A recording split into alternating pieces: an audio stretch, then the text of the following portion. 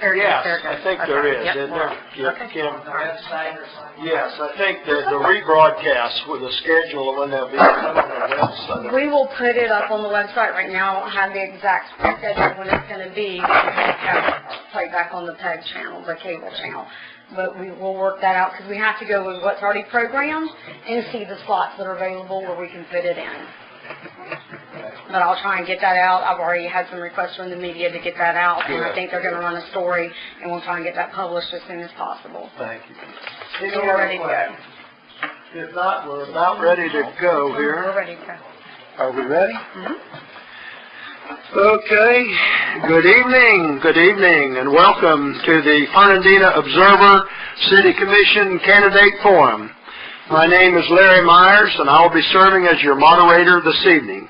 Our goal is simple, to inform and educate the voters. This forum is one of many ways to become an informed voter. You can visit the Nassau County Supervisor of Elections website for candidate information at www.votenassau.com and click on each of the candidates' biographies. The Amelia Island Fernandina Beach Yulee Chamber of Commerce will provide a resource through their website, www.islandchamber.com. Questions for candidates and videos will be available by October 25th through the Chamber News blog, Nassau Business Today. Another source of information is through the Fernandina Observer website at www.fernandinaobserver.com. 4 questions have already previously been posed to the candidates by the Fernandina Observer, and their answers may be obtained by visiting that website, www.fernandinaobserver.com. Before we begin the forum, we ask for cooperation from those of you who are with us tonight in the City Commission chambers, braving the rain to get here tonight. In order to be respectful of all candidates, please refrain from clapping or shouting out or so forth. We will have an opportunity to applaud for all of the candidates at the end of the forum. Our ground rules are simple and have been reviewed by the candidates. Each candidate will have 2 minutes to answer the question. The timer is on the wall over here. If a candidate mentions another candidate by name or their challenges their position, then we will allow that individual 30 seconds for a rebuttal to clarify or say that is their position or they have been misquoted or whatever. We'd like at this time to recognize Chuck Hall, our official timekeeper. Chuck is in the back of the room. He will be in charge of the electronic clock, and he also will hold up a flag alerting candidates about 15 seconds prior to the 2-minute limit. The same is true for the rebuttal time. Staff members of the Fernandina Observer have compiled a list of questions and requested suggestions from its readership, as well as members of the Historic Downtown Merchants Association. In addition, this evening we have on the back table here some blank papers. If anyone in the audience wants to write a question down, bring it up here and put it in the box. We will try to work those in near the end of the program. The candidates before us this evening are, from left to right, David B. Austin, Andrew J. Curtin, Johnny Miller, and Lynn Williams. And now, on with the forum. We will begin with a 2-minute opening remarks from each candidate, starting from the left. First up, Mr. Austin, your opening comments. Thank y'all for weathering the storm tonight to come. My name is David Byrne Austin. I currently live across the street from the high school. I have 3 kids, Katie, Rebecca, Rachel, and David. I delivered at home down on 8th Street.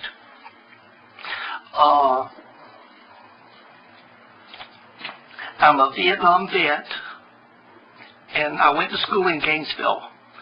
I studied business, forestry, and building construction.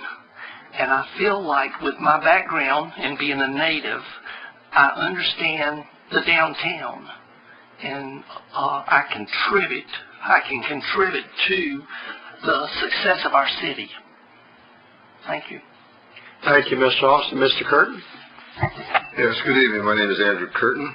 I want to thank the Fernandina Observer for hosting this event, and Larry Myers for being our moderator, MC. And I thank you all for coming. As I said, my name is Andrew Curtin. My background is I was born in Scranton, Pennsylvania, grew up in the Washington, D.C. area, and eventually going to join the Navy after high school, went to the Naval Academy, graduated in 1963. After a 25-year career in the Navy, retired in 1983. Moved here to Fernandina on base because my wife got orders, she was still on the active duty of the Navy, to Kings Bay. Shortly after I got here, I was able to be employed by a company that provides the emergency medical services helicopter to Shands, what is now was Shands Hospital, and I flew with them for 20 years, the helicopter for the hospital. During the time after we lived here a couple of years, I got interested in what was going on in our town, and I applied for and was appointed to the Airport Advisory Commission, which I served on for 20 years, about 16 or 18, I might forget exactly which at this point. I was the chair. After leaving the Airport Advisory Commission, I went for a while, and last summer was appointed to the Community Redevelopment Area Advisory Board. My commitment to the city is complete. I'm living here. This is where I come to live. That's where I'm going to stay. And I think, based on my education background, my job experience, my professional, managerial, and administrative and government operations experience, that I will be able to provide the city with the kind of leadership it needs to go forward. Thank you. Thank you, Andrew. Mr. Miller? Hi, my name is Johnny Miller. I reside at 301 South 18th here on Fernandina Beach. I'd like to thank everybody for coming out and everybody who's tuning in at home right now. My history of the island, my background is I also served in the Navy for 20 years. I was stationed in NAS Jacksonville halfway through that tour. I was familiar with Fernandina Beach. A friend lived here when I went to high school in North Georgia. I went to a boarding school, and one of my classmates was from here. Spoke highly of Fernandina. We all came down to visit this family several summers in the 80s and fell in love with the town. So when I moved to Orange Park, wasn't a whole lot to do over there, so when my mother and father came down to visit, introduced them to the beautiful island of Fernandina, they fell in love, bought a house here, and I followed them shortly after that when I retired from the Navy. I spent about a year and a half working as a police officer in Mayport, Florida, as a federal police officer on the naval base. And during that time frame, I was also part-time working in the hospitality industry here on the island. The Crab Trap. I worked a couple places around the island, and I'm settled up back at the Palace Saloon, the historic Palace Saloon, Florida's oldest bar. Being on that side of the bar and being in that industry, politics is not something we speak about. It's kind of an unwritten rule that it's not done. I've listened a lot. I've heard a lot over the past 5 years. Like I said, and I thought it was about time for me to move out from behind that side of the bar and get on this side and do what I can to help out our city. I live here. I work here. I love our city, and I hope I can help out best I can. Thank you. Thank you, Mr. Miller. Mr. Williams? I've spent a lot of time at city commission meetings over the years, 6 years. I suspect I've spent more time in city commission meetings than probably anybody in this room, save Mr. Ron Sapp, who's in the back. And in doing that, one becomes clear that there are some kinds of things that we can do and ought to be doing as a city. First, for instance, we ought really to get a better arrangement with our friends in the county. We do a great deal in supporting the county. We have some shared agreements which don't favor us at all, and we can get this right. It will be a better arrangement for all. The second kind of a thing is we can enhance our cash position, I should think, by a couple of key things. The present City Commission has done a good job at, I think, really what's taking the low-hanging fruit, but when it gets to pension and insurance, we can surely do better and make some serious improvements. One of the things that we can do, which is worthwhile doing, is to involve the entirety of the city in the kinds of things that are important. And that means heavy industry, the businesses, and also the schools. It's unusual, I think, in a town of this sort that the schools seem to operate in their own particular sphere, whereas what we need to do is to bring these kids into the city, into business, with internships, perhaps scholarships, in short, make them a part of the city, which they are not right now. Thanks very much. Thank you, Mr. Williams. We'll move to our first round of questions. Okay, we'll move over to Andrew Curtin for the first one. These some questions. Next round is going to be some questions about you and your goals and your vision for the city. The first question is, why did you decide to run for the Fernandina Beach City Commission? Mr. Curtin, you're first up. Well, I've been here, like I said, for since almost 30 years now. I've been watching the city grow and have good results and bad results. I think right now the reason I ran is I think the city has started on the right track, and I wish to get it going, continue going down that track, which is towards fiscal responsibility, balanced budget, and a firm grasp of what is possible and what is not. And we should look forward to the future. And I think that I can best promote that from the position of the city commissioner. I think we need to continue to move forward in the way we are going in a fiscally responsible manner. Thank you. Thank you, Mr. Miller. I've been watching some of the city commission meetings since I decided to make this move to kind of catch up on what's going on. And after watching several, I think anybody who wants to be a city commissioner might not have a good idea what they're trying to get themselves into. I don't know if anybody really wants to do. I think that it's more of a duty for me. I feel like it's almost like if I didn't do it, I would feel like I was letting the city down. I really feel like that nobody wanted to go to Iraq and Afghanistan, but we went because it was our duty to go. I don't think any of us wanted to go. But the more I'm researching, the more I'm looking into politics and finding out what's going on in our city, I'm getting really excited about it. I think there's a lot of things that we can do to improve our city. We're the number 25 destination in the United States and counting that, the number 8 island in the world, but we're not busy. We're not busy enough. We could be busier. We need to preserve what we have here that a lot of towns don't have is our history. We're a very historic downtown area. We have a lot of backstory to where we came from and how we became a city. We need to promote that. So we need to preserve what we have. We need to promote, where we're at, this beautiful place that we live, and get people to come here. I see people come in all the time, and I always ask, what brings you here, where are you from, and how did you find out about us?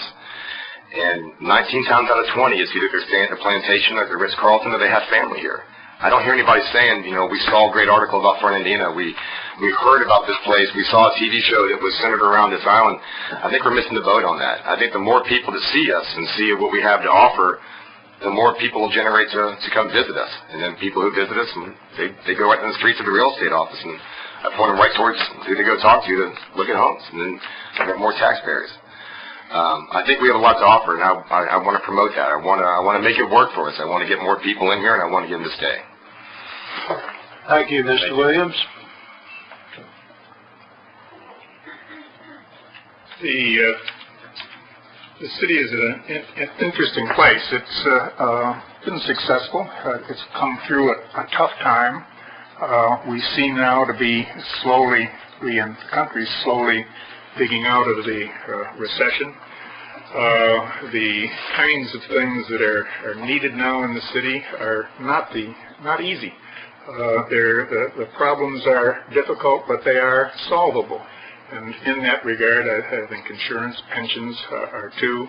I think to find a way where we can keep the ambience, the realness of this city, at the same time grow and move without becoming a Disneyland or a large gated community or a town which is filled entirely with geezers such as myself, is an important sort of thing, and not altogether easy to do.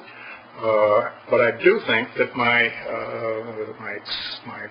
working life was spent in building complex manufacturing systems which required a lot of thought, sometimes thinking quite outside the box, and that sort of thinking is, I think, to be useful in this in the town. Thank you, Mr. Williams. Mr. Austin. Yes.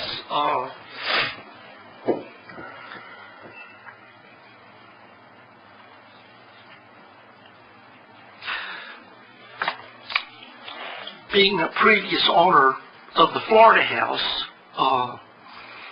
and living in the downtown, I feel like that I have a special interest in my town. I feel like that there's some things that I could do for the downtown, the shops and the restaurants to enhance our city. We do have a lot of history.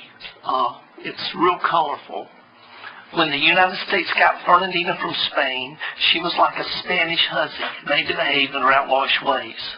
The French visited, the Spanish settled, the English named, and the Americans tamed Fernandina. Really not much has changed, but it is a treasure.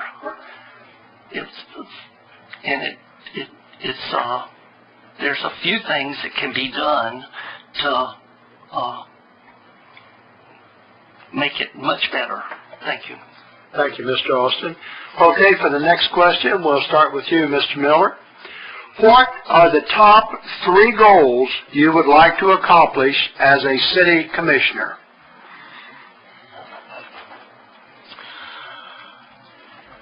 I think number one, first and foremost, would be to, like I said before, to promote our city and to get more capital coming in from outside.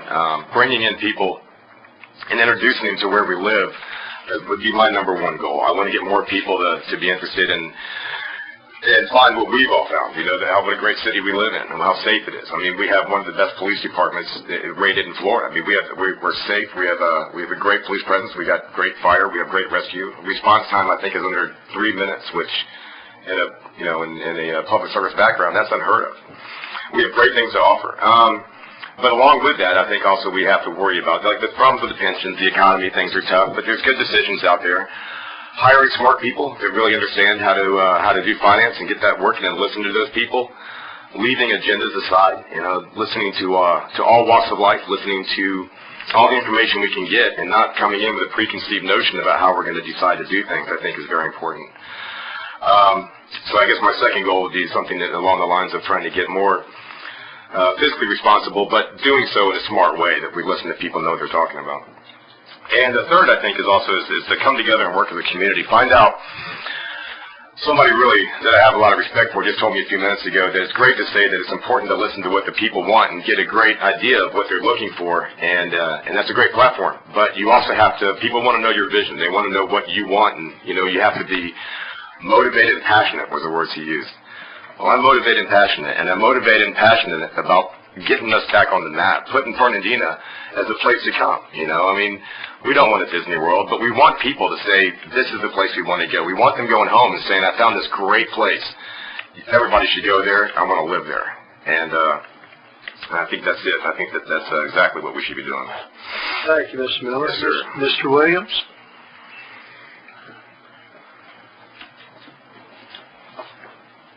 It's tough to really say just 3 goals because you don't know exactly what's going to be presented to the commission, what kinds of things they have to respond to.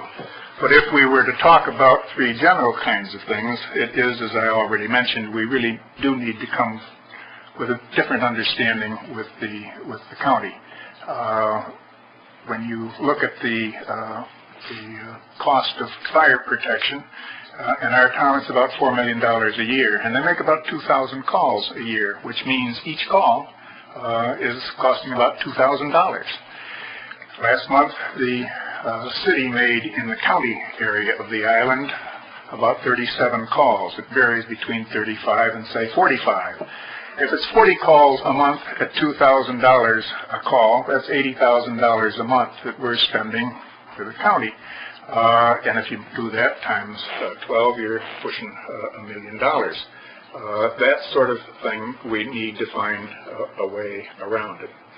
Another kind of thing different from that is the involvement of business with the commission. We really kind of are separate. We need to be coming together. We need to be talking together. We need to share goals and share activities together. And a third is something that I guess I've been at for a long, long time, which is trying to fix up the river. Thought of myself as kind of a one-trick pony, the river and making that riverfront street the kind of beautiful place I think it could be. And that will take longer than one commission. That probably takes the next 4 or 5 commissions. But eventually, the river is a much underutilized asset, and we really need to bring it into full use in the community. Thank you, Mr. Williams. Mr. Austin. Yes, there's really 4, Mr. Myers. We need to take a second look at the main beach, and I've used all 4 of these, so they're very important to me. The main beach, the marina, the golf course, and the airport. And I've used them all my life, and they're, with a little bit of help, they would help the community. Being an environmentalist, I discovered that the bees were in real trouble. I studied the dilemma and learned as much as I could about them. At present, I run about 60 boxes of bees around the island and have great success with the bees. Thank you. Thank you, Mr. Austin. Mr. Curtin?